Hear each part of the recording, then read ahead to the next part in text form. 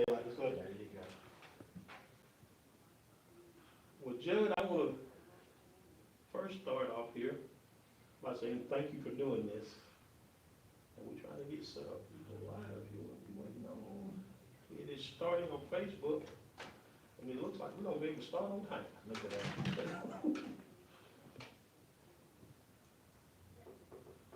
All right, we are live here on Facebook. Again, if you want to join us in the chat, you're more than welcome to. And here I have with me our local award-winning sheriff, Mr. Judge Smith. How's it going, Judge? It's going great, my friend. Thank you so much. I like the little sound effects. You've been a good friend to me a long time, and I appreciate you. Absolutely. And again, I cannot thank you enough for taking time out, because I know you are busy. Just a lot of stuff you guys are doing that people don't see and have no idea. They think you guys just sitting around riding in cars and doing this, but there's a whole lot more to that. And getting to know you, I can't understand that. Right. And, well, today's important. We got an important topic to talk about. I appreciate you bringing it to the forefront. That's certainly for our community as a whole. And it does, Judge, and I am so thankful because, like I said, it's a situation, Judge, that people just don't hear enough about. I don't think. And because they're not hearing about it, they don't talk about it enough, and not enough education is being out there. Because when you pick up a paper and you read a 12-year-old girl overdosing on fentanyl, there's a story behind that. There is. You see what I'm saying? And I don't understand where's the outrage for this. That's killing. And I mean, it's touched me personally. We were talking before you and I went on air, Judd, about how it's affecting me personally, because there's some kids that I've watched grow up walking, and I said, and they're never dead from this situation. And I just think that the community as a whole, and before we get started, I want to thank Monica Hunter, Judge Monica Hunter, for putting this together, because this is just show you the relationships and how valuable the relationships can be. You know, because when I mentioned it to her, she said, I bet Judge can do that. You see what I'm saying? And again, that speaks to your character, Judge, and let me say before we get too far in, because we're going to deep dive into this, I just want to say congratulations on a well-deserved award, Judge. People can say what they want to about, but I know you personally. You know, I know you Judge Smith. I know you Sheriff Judge Smith, but they're the same person. That's the thing. That's the great thing about it. And the way you pull this thing together for us, when that shooting in Appalachia happened, Judge, I mean, the way you coordinated that, I don't think people really understood how it was and what it took to do that. And because, and correct me if I'm wrong, because there was not just that threat, there was a threat of another one that was going on too. And the way you got this city, this county feeling safe again, I couldn't see them giving that award to anybody else but you, Judge. And I just want to say, from Sam Hutchins, from the guys that interact with Reggie and Sam, Rural Women in Action, ALGFF, the Bear County community, from me, thank you, sir. Thank you. Judge, we certainly do appreciate it. Now, tell us, I'm going to let you toot your horn a little bit about it. Tell us a little bit about that award. So, there's 159 sheriffs, and so someone in my office put me in for this, and I did against my better judgment, because I was kind of like, you know, I put in a couple of my guys, the two SROs that stopped the evil person that did that, trying to give him a background or a stage, mention his name, I call him evil, that's what he did. I put in my two guys for a Valor Award to the Georgia Sheriff's Association and through the governor's office. And so they quickly said, absolutely, those guys, you know, they saved the day. They stopped him in 38 seconds and had him in handcuffs in less than a minute. But he did a lot of damage prior to that. And so they put me in for that award as well, I guess behind my back. And I got the call last Monday from the GSA executive director, which is Georgia Sheriff's Association director, and he said, congratulations. And then I got a phone call from Brian Kemp saying, congratulations, and said, we're proud of you, thank you, and along the line, the same accolades that you said, and a lot of it. But I have to say that I wouldn't be where I was at today without, number one, my wife and my kids, but more importantly, the staff that allowed me to be the sheriff, and then the citizens that allow me to be sheriff, because I get to be the sheriff. I don't got to be. I get to be. And it's because of citizens like you and other citizens that So I'm blessed. I feel like God's got me where I need to be right now. And, that's the short version of the award. Well, one thing about it, Judge, and we are thankful and grateful for you. Someone posted that you had won the award. What I did was I shared it on my Facebook page because everybody needed to know, just what we got. And another thing, and the thing I like about it, Judge, you didn't set out to be what they awarded you for. You were just being you. That's what makes it so much more special. You were just being Judge. I was. See what I'm saying? You were just It being wasn't anything, the accolades that I want. My mom, of course, my mom and dad are proud. And I said, look, it's time to go to work the next day. I got a nice award. Awards are nice, but at the end of the day, I want to be remembered for, number one, a great husband. Number one, a follower of God, a great husband, a dad, uncle, a brother, son. And then the titles that we get to have are nice in life, but that's not what I want to be defined by. But that's not what's not going to sustain you. That's right. No.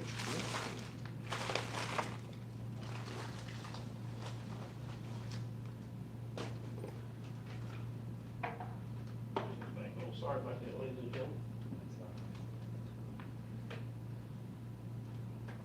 And I had, when I did let everybody know that we were doing this, Judge, I asked people that there were questions that they would want me to have you ask. And so this is one of the questions that was asked by one of my listeners. He said, what would you as sheriff of Barry County like to see as a community to aid in what the law enforcement is doing? What would I like to see to aid? More community involvement. If you have a community that trusts your law enforcement, I think that means the world. If they don't trust your law enforcement, this is a community effort. A parental effort starts in the classroom. Community starts with our law enforcement, and how we carry ourselves and how we respect others.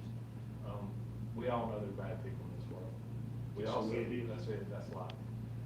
We need to have people that understand walks of life, but we also, at the other side of that, is we have to have people that look like our community and act like our community. 90% of the folks in Barry County support the sheriff's office and law enforcement. There's 10% that don't. And typically those 10% that don't like us have asked me or someone else to do something, either illegal or unethical for them, and they get mad when you tell them no.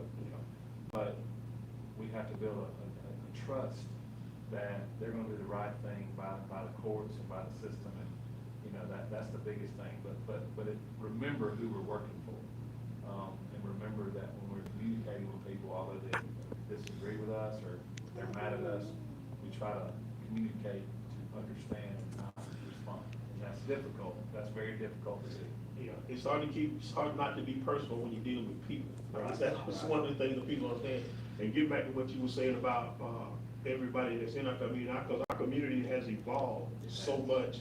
I mean, you got different ethnicities in every walk of life, where normally it used to be just a certain demographic here, a certain demographic down. It's now, as to use it, a gumbo now. It's some of And that's a good some of thing. everything, and it is, and that's the thing, that's what I'm saying, and it is a good thing, too. And but when you talked about the community involvement, I'm with you on that, and that was one of the reasons why I wanted to do this podcast, and I felt like it was so important for us to do, because I've had Miss Debbie Bradley, who works at the Genesis Center, who does an amazing job, and she realized it, and she is tireless, she's relentless, she's been on this line, and she said that she wanted to come on, but again, I told her, I said, I thought it was gonna be, I told her it was just me and you, I said, because that was what I agreed to. And to get back to what you were like saying, I want to be a man of my word, because I want you coming here with a room full of people trying to, because that wouldn't have got anything done, because you don't know what agenda those people had. I can, and it wouldn't anyway. But she said that, and one of the things that she said she has to fight against is about getting support, money and stuff like that to keep the things going, because of the stigma that comes with running a clinic such as hers. Right. And she was saying things like, people got the attitude like, well, it's just trading one drug for the other. And I think that's what she's up against, because people don't understand that's not what it is at all. And could you speak to something like that? Right. Well, the one thing that we've got to get away from the stigma, and I hate to use this word, and this derogatory word, call people junkie. That's not a good word. It's not. People have addictions of all kinds. They do. All of us, I say all of us are affected by it. The worst part of it is that mental health is a big part. And I tell people all the time, if you, as a society, everybody in society is affected by addiction or mental health, and those two go hand in hand. And people say, well, not me, my family don't. Your tax dollars are used by it. Law enforcement's used it, public safety. Everybody's involved in it somehow. In the schools, in our jobs, there's something there. And you may be directly affected by it because someone in your direct life or something maybe battling that, or an addiction of some sort. So you have to get away from the stigma of defining these people. Yes, mental health would kick the can down the road the last 40 or 50 years, but then you add on top of that addiction, and in her case, drug addiction. It's a bad combination. And what we've got to do is realize it may take 3 or 4 times for someone to get better and get well and try to figure out how to get past this addiction. And we have to understand that. I've had to learn how to do that because I've had people in my own line of work. I've had family members. I've had only people that they get into an addiction world, and it ain't just drugs. It's alcohol. It's whatever reason, but you have to give them a chance, and then at the same time understand that that's somebody's mother, daughter, sister. It could be any kind of family member, but don't put that stigma on that they're a junkie. And back in the 60s, 70s, and 80s, we might call that. But now we've got so far ahead in how we treat people and understand that they need the help and try to listen to people. And I say this over time, don't ever look down on anybody unless you're helping them. That's good. I like that. And getting back to what you were saying about when people fall into the addiction and things like that, people have to understand that's not where the story started. That's where it's at. That's right. But there was a life before that. You That's see what I'm saying? And something happened to get them to that, because I don't care what anybody says. Nobody wakes up and says, you know what, I'm gonna get hooked on drugs today. You know what, I'm gonna turn into an alcoholic. It doesn't. Life, as the term that I like to use now. But the people who quote unquote think they're not affected by it, Right. and they take the humanity out of it. And that's when you hear words like junkie, crackhead, Right. which was the new junkie at the time. People would we call them crackheads now, but that is so disrespectful, and it doesn't help them get away from where they are. It keeps them down. So anything that's not that is counterproductive in my opinion. It is. And one of the other questions, here's another question that came into me about. He said, what can we do as a community to educate our teenagers and community of the dangers of fentanyl? And I think you got some stats you finna hit with. Yes. Ladies and gentlemen, if you got your paper and pencil, if you don't, rewind this and write this stuff down. This is astonishing. These are stunning, Sam, and when I got this information, I got this from, it's amazing. The CDC, Center for Disease Control, keeps up with this, that in 2024, we're gonna have north of 87,000 deaths in America. 87,000 deaths across this country. Now that looks like a small amount, but that's 227 people per day in this country. That is more than a commercial airliner a day. Think about getting on a 747. And everybody dying. Everybody dying once a day, crashing once a day. I mean, 200, that to me is astonishing. Currently, of the overdose deaths that we have right now are synthetics. 75% are from fentanyl. 75% of our overdose. But just think about you get an airplane up here at Hartsville, the biggest airport in the world, and for once a day, one of those airplanes is going, that's 227 loved ones that are dying daily in America, and it's climbing. This one blows my mind. Okay. Think about all the wars we've had since 1960. We've had more deaths, more Americans have died in the last year than all of our wars combined since 1960. In the last year. That is From fentanyl. I mean, not that's stunning. cancer, not car accidents, not murder, not well, you can call it murder, but that and the fact that these numbers exist. That's right. You see what I'm saying? That the fact that these numbers exist, And why, again, as I was saying, why isn't there more outrage? Because I don't understand that. I don't either, because you have, I think you have it's one of those, it's not my household, it's not on my front porch or my back porch, it's not affecting me, but in fact it is, because you may not be affected by it directly or indirectly, but yes, you are indirectly because of what law enforcement's having to deal with it federally, state, local, those sort of things. Debbie Bradley asks for grants, we get stuff that comes through, COVID monies, all that stuff comes through, and we get that. Another stat that I wanted to mention on this as well is that a lot of people say, well, where does it come from? It's made in China. It was coming to Mexico and coming from our southern border, but because of who we have in office right now in the federal government, our president, regardless of the situation, what side you're on, he has locked down the border. Well, guess what? They've gone to Canada now, it's coming south. So now the fentanyl has gone to Canada and people are bringing it in here. It's gotten really tight. In 2022, now I will tell you, the numbers have gone down, but still, in 2022, there was 111,000 deaths. In 2023, 107,000. We reduced it by 87 because of people like you, folks talking about it. Yeah. And it's so dangerous. But one stick of this, one pinch of it, can kill hundreds of people if they touch it. What we're doing now, what we're seeing in the law enforcement world is that people are having it. They're available to go to a local drugstore and get Narcan. Sam, we're going to these events where people are ODing. It's costing you and I as taxpayers first aid to get there. Ambulances and fire trucks getting there.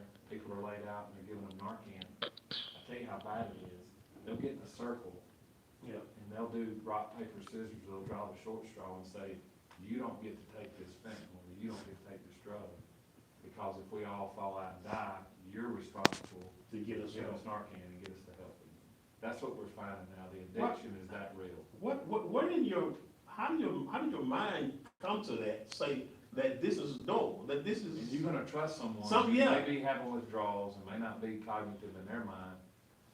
Let's do rock, paper, scissors. And they've admitted that, us doing that. We've busted houses where there've been people there and gotten that sort of information from them. And they're like, I went to one about a year ago and we had two people that were on the scene with us. Yeah. And we asked them, how many of you have overdosed? Not a one didn't raise their hand. One lady stepped up and said, I overdosed 3 weeks ago, and I overdosed last week, and y'all brought me back, and here I'm back at the dope house, if you will. And so that's when we busted it, and it ended up, but it's like an anthill. When one gets knocked down, we'll have to go back up. So, and it's a constant battle for us. Well, one of the things that I've been a strong advocate of, I guess I need to push it a little bit stronger because, when I do podcasts, I did one with Miss Bradley.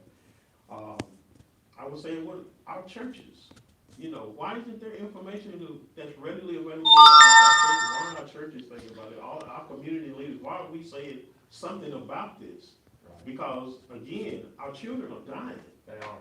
And I don't want to speak ill of any narcotic, it's all bad, alcohol and things like that, but we've got people that are putting fentanyl in what you would call a marijuana cigarette, a joint.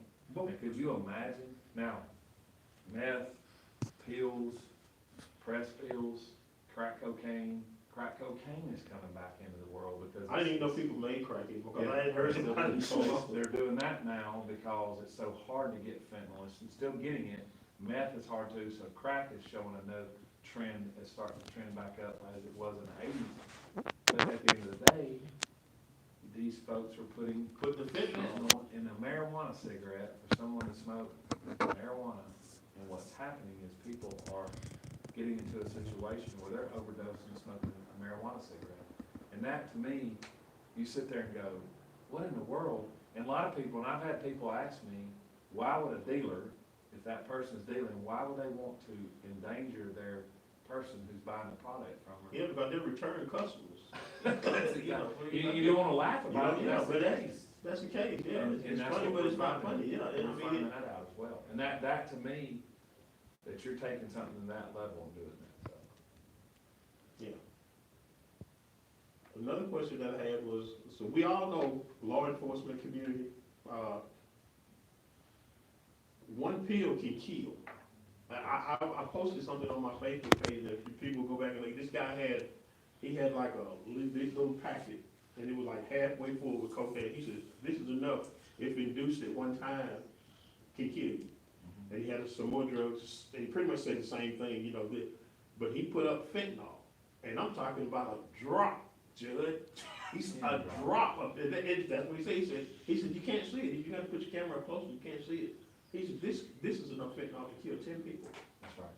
Now, what we're finding is our law enforcement officers, our first responders, our firemen and EMTs are showing up, and these people are touching it and falling out. Heart attacks.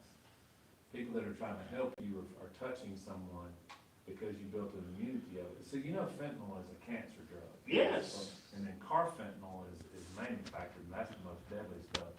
1 pin of it can kill 10 or 15 elephants. It's that size of it.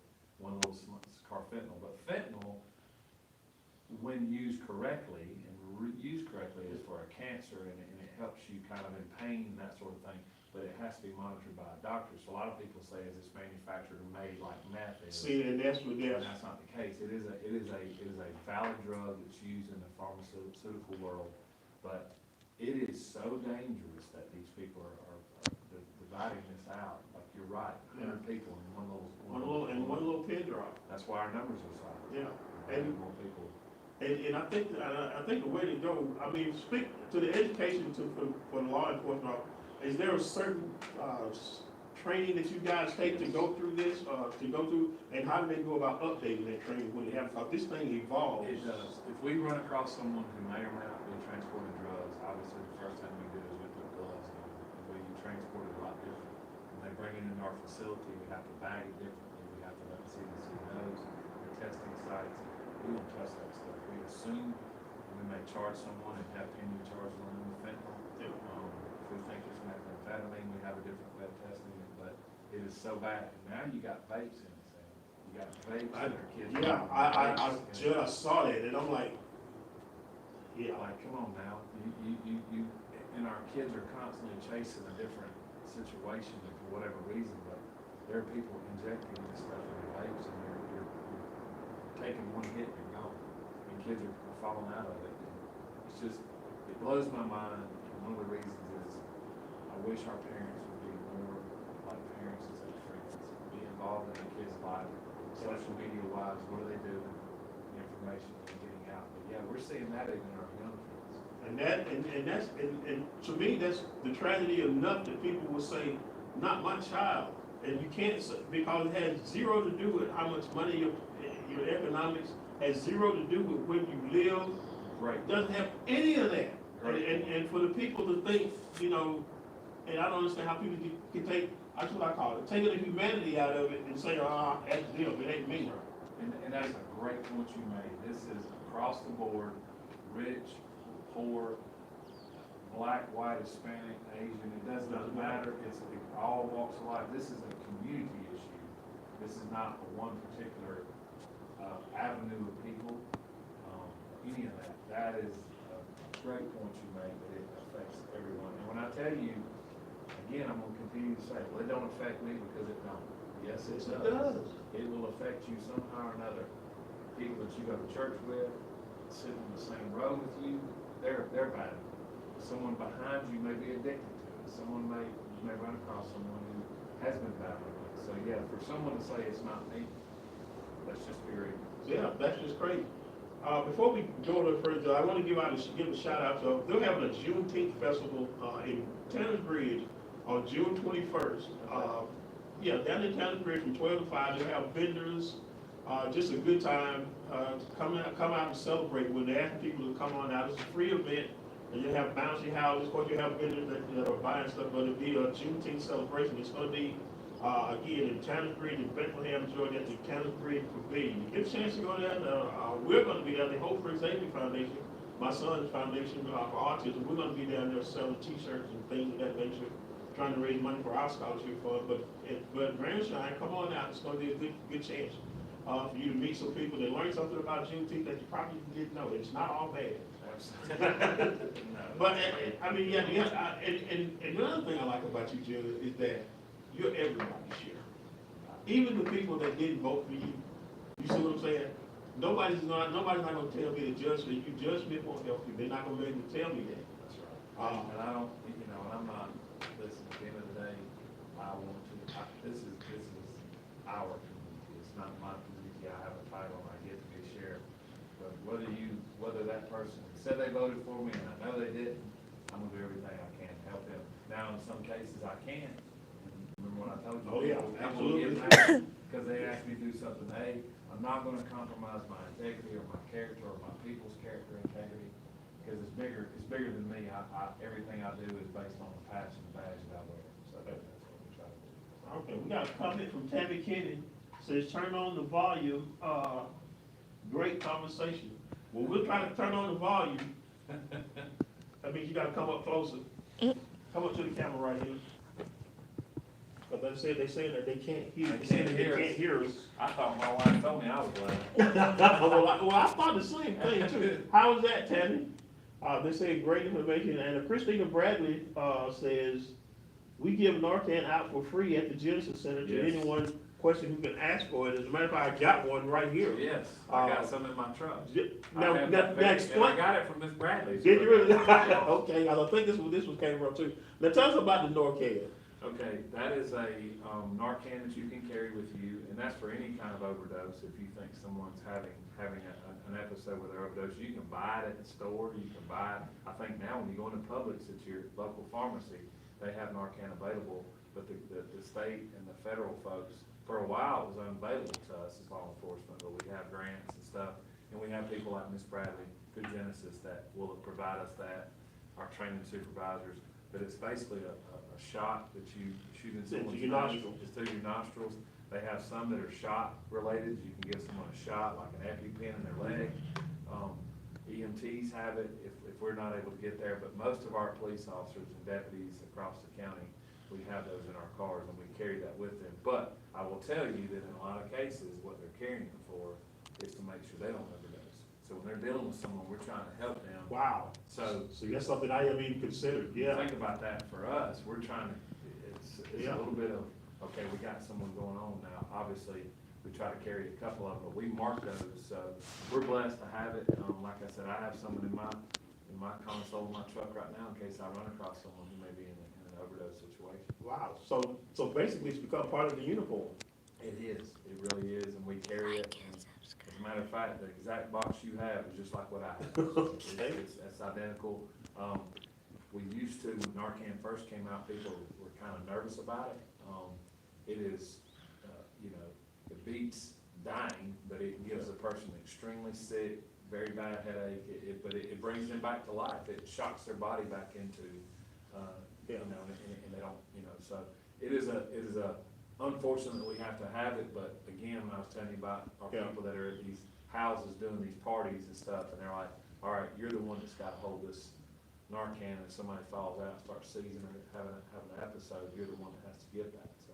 Wow. That's a scary situation. So. That is. And they're not medical professionals to implement that. Wow.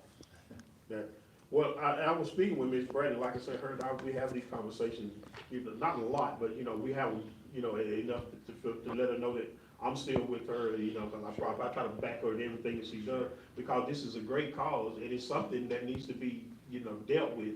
And like I said, I think we got the people to do it if we'll just do it, but we're not doing it. You see, it's not going away. Well, you know how things happen. The right people are talking about it, but the right people, the right amount of people, nothing's happened to. You know what I mean? Yeah. You gotta have people that are in that type of situation, but again, I keep beating this horse. I keep beating this dead horse. It affects every person in this community. Not only this community, but in Gwinnett County, Hall, Oconee, Walton. It's statewide, it's national. But when you have an airliner a day of people die, just think about the news. If we knew for a fact today when we got on the airplane, we wouldn't fly if we knew. But there's one airliner a day die. There's an absolute logic or inadvertent logic, whatever you want to call it, because it makes no sense. You've been gambling. If you're going on a trip, you're like, hey, I may die today. Would you even think about it? I wouldn't even take that gamble. Nobody's going to do that. Nobody. If it's your time, it's your time. Yeah. But why would you speed up the time not knowing what's going to happen? I'm not, and you made a great point a couple of minutes ago, and we walked right past it, about the mental health aspect of this thing. Well, people that are having mental health problems that we're having, that just kick the can down the road over many years, is they self-medicate with narcotics. And that escalates from methamphetamine, crack cocaine, pills. Yeah, prescription drugs now is just crazy. Yes, they are. And now but the problem with the federal and the state and some of the local is we get a grip of this, and then this one over here rears its ugly head. So now fentanyl is that monster that we're dealing with now. And now here comes crack in the back door. Look at Mexico. We had that coming through, and we've kind of locked that border down, if you will, somewhat.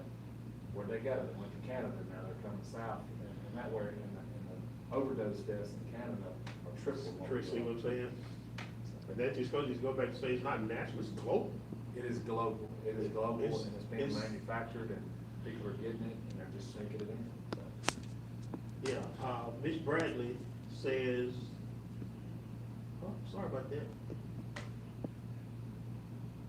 Kim Avery, hey Kim, how you, appreciate you watching. She said, thank you for the Genesis Center for supplying Narcan to the jail and partnership with WellPath for free. It has saved multiple lives in the jail, and we give it out to the public for free. It says great interview. Thank you so much. I appreciate that. And again, Judge, because I was having a conversation, tell you what it stemmed from, and then because I just didn't think enough people were talking about it, because here, just in this community over the last couple of years, we've had some tragedy, young people, less than 40 years and younger, dying. You know, again, these were people that they were like, well, nobody really cares. And I knew that wasn't the case because, again, and I guess they weren't privy to some of the stuff that I was doing with Ms. Bradley, the conversation that I would have, because I know for a fact that Genesis is trying. That place is absolutely trying. And I knew for a fact, because I knew you, Judge, you care. And I did not want that to get out there and say, well, nobody's talking about it, that nobody cares. And I said, and I just said, again, having a conversation with Monica Hunter, shout out to Judge Monica Hunter, we were talking, and I was like, I was just looking it up, because I know that's not their stance. Right. They said, that's when we got to talk about you. And I said, could you make that happen? She said, I'll talk to her. And I hadn't talked to you in a while, and that was why when I said, I said, well, I didn't know if you remember me or not, because I hadn't talked to you in a while. Absolutely. One of the things that we're talking real here is what we run into is that we can kind of get to the point of who's selling them, so nobody wants to tell us. And I'm sick of the snitches. I'm sick of the snitches get stitches. I'm sick of that. Right. I'm gonna tell you something. I tell people this all the time. Well, not all the time. Somebody after they start talking about breaking the laws and stuff like that, I said, I'm gonna tell you like this: if you break the rules, it ain't no rules. Right. Whatever happens to you, supposed to happen to you. I said, well, you haven't been breaking the law. And the thing about it is I'm not saying most people say, well, law enforcement should do their job and figure out how to catch them, and that's not, certainly. But people are dying. And it's your community. That's right. It's your community. And again, I know the same people you talk about that we have lost. I talk to the coroner weekly. I talk to Kenny Cooper weekly, and he'll come to me and say, I can't believe this, or he'll say, I can believe it, but he's a pastor that talks about it in his pulpit. The Oak talks about all these churches.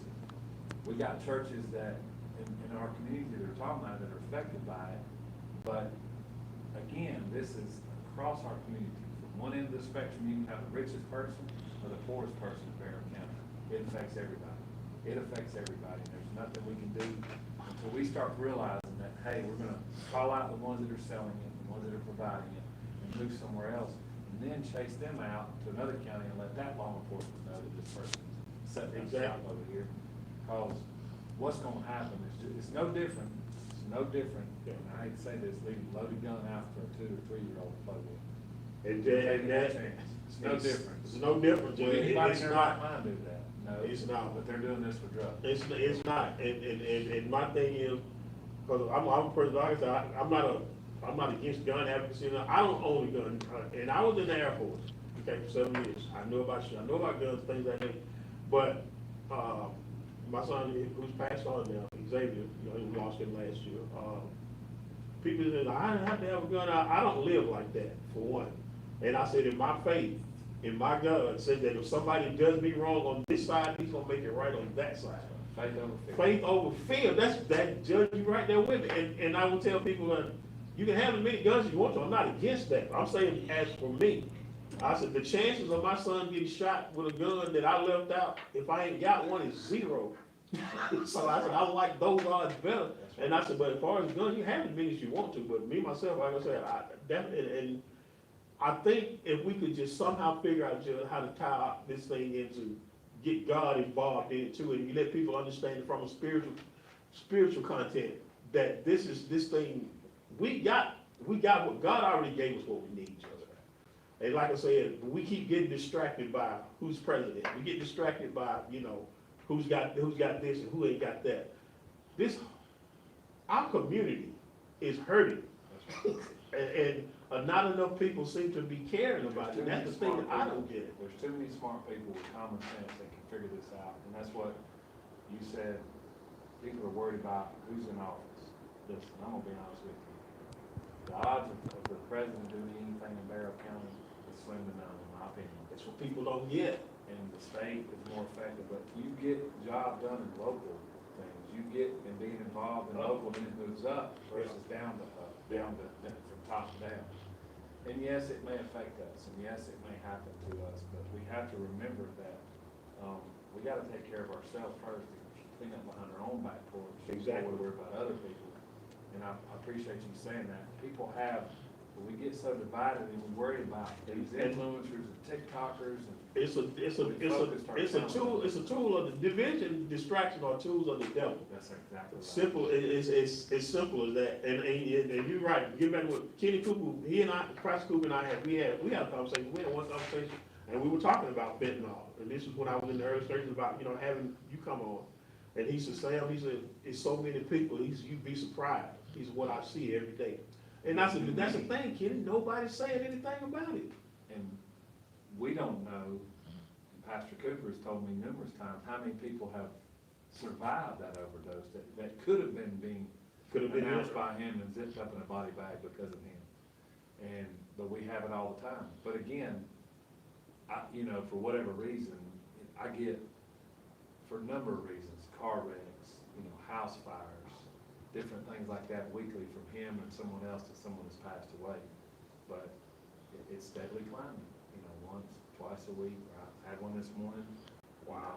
But don't know what it's gonna be until we can look at the situation and autopsies and things like that. But again, that costs you, that's not involved, that's another cost to you. We gotta send that information what they're doing. We gotta go to the crime lab. We gotta figure that out. All that incurs a cost. Incurs a cost to protect the public. And again, the people that get involved when it lands on their doorstep.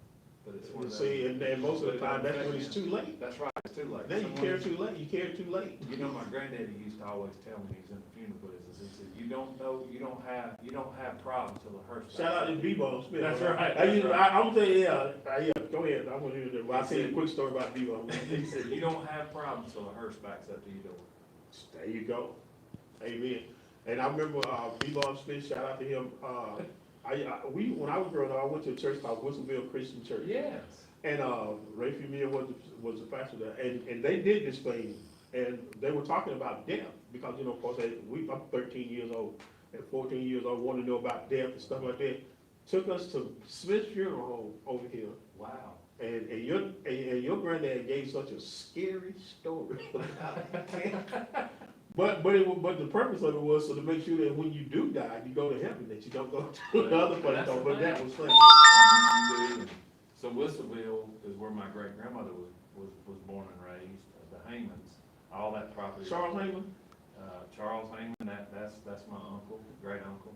Really? Cousins. Dwight Heyman? Dwight Heyman. Kathy Heyman, who passed away. Man, she used to be a serious mentor to me. Kathy and Dwight, those were my first cousins. Their mother, and my grandmother were sisters. So Darlene Heyman. Darlene, yeah. I know, I remember mom. Miss Darlene. Yeah. And so it was a good group. And so, yeah, ironically, my father and Charlie Eberhardt were best friends growing up. This was my first job in this building. I tell people all the time, the first job I had here was Mr. Wimbley gave me my first I worked for my dad in the funeral business. Yeah.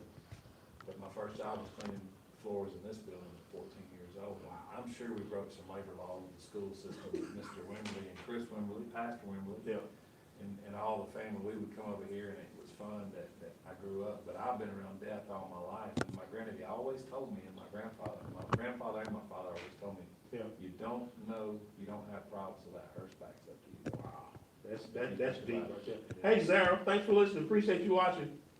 But yeah, and that's the thing that I just can't get my head around now. Why aren't, because some of these young people in this community that died, they went to a certain church. They went to, and nobody's saying anything. And when we have events like Rural Women in Action, AHF had one, the Black Excellence, and they were talking, they had people here from Athens, and they were talking about the fentanyl situation in Athens, Georgia. But it's that information, and they left some, but I was just wondering, is there some way that churches could and again, I don't know if you talk to the church administrator, secretary, or whoever it is that you talk to, about getting some of that information in and having Miss Bradley do I'm pretty sure she would not be opposed to it, about coming and doing a tour. Right. And telling people, about this situation and how to defend themselves against it. So we have a list of all the churches now. Pastors come and go sometimes, administrators come and go, but we have the core, probably 85% of all of our churches we have in an email list that we can send stuff out if we have stuff that we need them to know, because our churches are where people go on Sunday, regardless of. Well, that's what I'm saying. Regardless of what bad they do, they're gonna be at church on Sunday. And that's what it's supposed to be if you do. Or they're gonna be watching online, one way or the other. One way or the other. But yes, I mean, getting her information out there is critical to getting that out there. Yeah. And then kind of educating folks and saying, you may need to talk about this in your pulpit. You may need to talk about this, but you made a good point a while ago. Nobody wants to talk about it, and they know it's going on. They worry about addiction until that person's dead, and then they're coming to me. Yeah. Or they're coming to Weiner Police Department, Stadium or Auburn, or another agency saying, you didn't do anything to help. Like, I get frustrated when they tell me, now hold on just a second now. I hate that your loved one passed away, I really do. Yeah. But there's so many signs that nobody wants to know, and we got family in some circles that are dealing to other family members, and other family members are dying, and I hate to just be real, that's just the way it is. Yeah. But we gotta be truthful. Well, let's keep it a buck, as they like to say. Let's keep it a buck. And we got to understand that this is an epidemic, not a pandemic, but it's an epidemic in our community. It is. And we need to understand that we may have to have tough conversations, and we have to go to someone saying, I know you're doing the dirt that you're doing. You're may end up in killing a family member, and it's happened. It's happened in this community, and it's happened all over this world. And my thing is, it's about, just be honest about it. Right. You see what I'm saying? Stop trying to cover up somebody's You're willing wrongdoing. to kill a family member over a Yeah. knife. And that's it. You ain't no different pulling a gun on them. No, but for whatever reason, they can't look at it that way. They won't look at it that way. And like I said, again, I applaud the Genesis Center for what they're doing. And the Athens, the Diversion Center and Athens. Diversion, something like that in Athens. I forget what the name meant. Husband and wife couple. She works at a woman's facility. He works at a men's facility. They were here, and they was giving some great information about it too. Of course, I took some stuff, but again, maybe, and it's like me and Miss Bradley talked about it. If somebody would just host something on a Saturday, for a couple hours, just to talk about this. I mean, it's a great when, you can come to an area where you got your built-in crowd where people are already there, but when, I think you need to have more where it's just about Narcan, where it's just about fentanyl, about the prevention, what to look for, and how to educate yourself. I think it would go over that, and I think this is what she told me. In 3 months, Barry County will have one of the first opioid use practitioners certified by the Department of Behavioral and Disorder Disabilities, and that's going to be Miss Bradley. Nice. She said in 3 months, in 3 months, and I think that's something that should be celebrated. Congratulations, Ms. Bradley. I mean, and the thing that I like also to applaud you on is that, like you said something a few minutes ago about you being around death all your life, but you're not jaded. No. You see what I'm saying? But you're not jaded, and that I don't think people understand. In it itself is amazing, but it speaks to again to the character of the person that you are. because a lot of funeral home directors, they see death and it's not that big a deal for them anymore. Again, they've been around all the time, but again, Until you have to tell someone that their loved one is no longer with them, you understand that it takes a pain, it gives you a pain. Cause I'm a dad too, I'm a Yeah. spouse, I have family members and, Yeah. you know, accidents can happen. I can walk out of here right now and get hit and get killed. That was in the plan, but I'm certainly not gonna try to speed it up with this kind of thing. But people, but you're right, you don't ever wanna be jaded and see what you see and see what we deal with every day. And it's one of those, even when they're 99 years old and they expect to, it's still hard on us to see that. But Yeah. it's one of those things. Hey, Bonda May, well, thanks for watching, appreciate you looking. And Judd, I just want to say thank you for coming on and doing this, because it's necessary, you know, and I don't want any award or anything like that, but I just want people to, as Dr. King said, be a drum major for this devastation that sits in our community, and people look, you know, it's sort of like my son used to be. When he would get in trouble, what he would do is he would take his hand and put it out over his eyes, so that meant, and then he would like peep out from under to see if I was still watching. It used to crack me up. I had to turn my back to stop from laughing because it was so funny. Right. But people are taking that kind of approach to, well, it don't bother me. If I don't see it, I don't worry about it. And this time-honored code about snitching, I'm gonna tell you right now, if I know you're selling meth, if I know you're selling fentanyl, or especially with the people that I've lost, people that I love, I looked at this one young man like a son. Judge, I knew him since he was 12.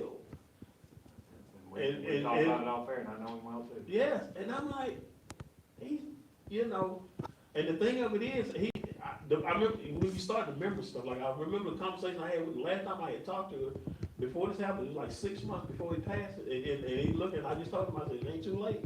Right. I said, but it's getting late. Right. I said, come see me. I said, I don't want something bad to happen to you. Right. And then when I got that call, Judge, something left. I'm gonna tell you a story, if we're winding up. Are we winding up? No, we can talk as long as you want to. Well, I'm gonna end you with a story. Because I don't have any sponsors.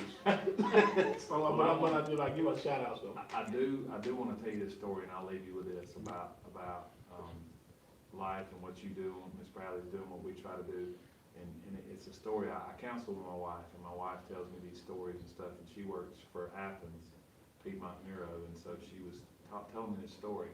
And the story goes, and if you've heard it, just kind of humor me a little bit, but this lady's walking down a beach, right? She sees this beach, and it's this vast beach, and she's walking down, and she sees this little girl, probably 3, 4, 5 years old. The little girl's reaching out and grabbing stuff, and she's throwing stuff in the ocean.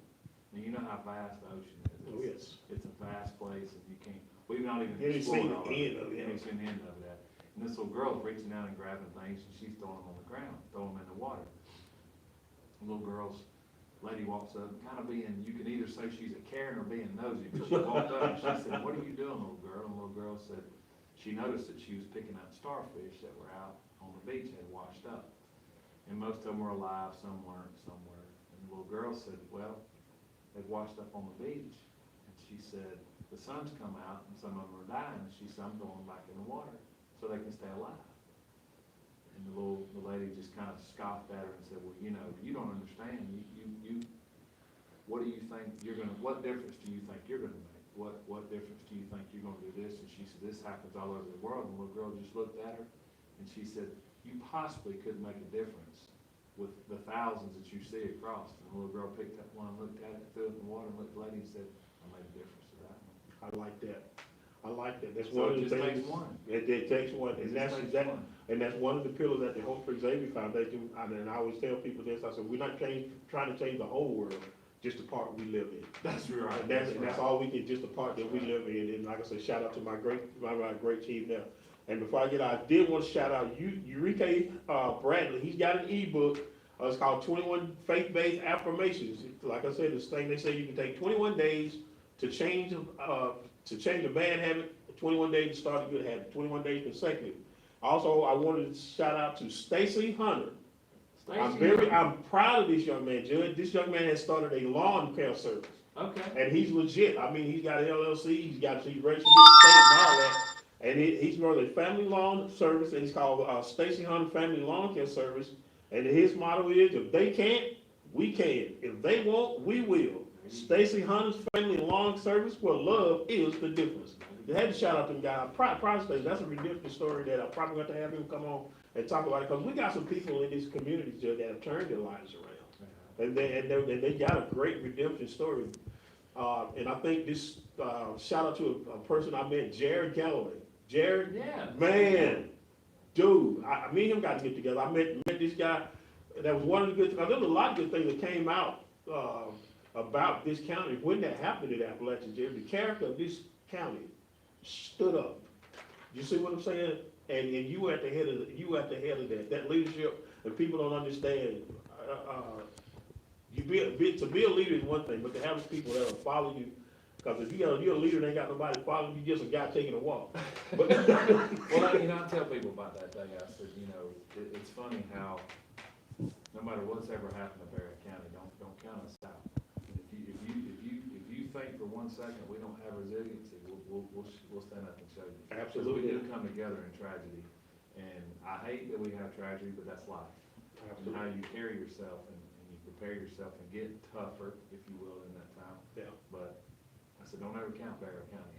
No, you don't. We'll fight with you tooth and nail over our people. I was never more proud of Barrett County than I was that day, for that whole month. And like I said, out of that tragedy, as you can, like I said, nobody applauds the tragedy, but I met some great people. Jerry Galloway was one of them. He and I had a couple of conversations, and we've been doing lunch for the longest. We ain't got a chance to do it yet, but we're gonna get to Jared. I promise you. Shout out to him.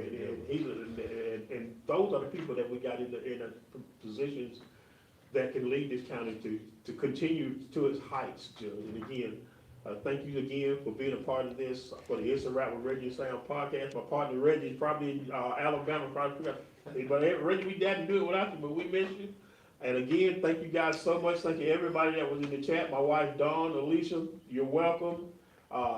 And anybody else that I may have missed in the chat, because I got to talking with Judd and I forgot about the chat for a minute. And if you can, I will upload this on my YouTube channel. We are at 9,646. I need 354 more to get to 10,000 and get that other button. Come on, people, it's free. Okay? And again, Judd, thank you so much. Thank you. You can laugh all y'all want to. That's my little audience right now. One of these days I'm gonna have a real audience. But again, Judd, thank you so much. Appreciate you. All right, like we like to say at the end of every podcast, it's a wrap. God, man, that went great.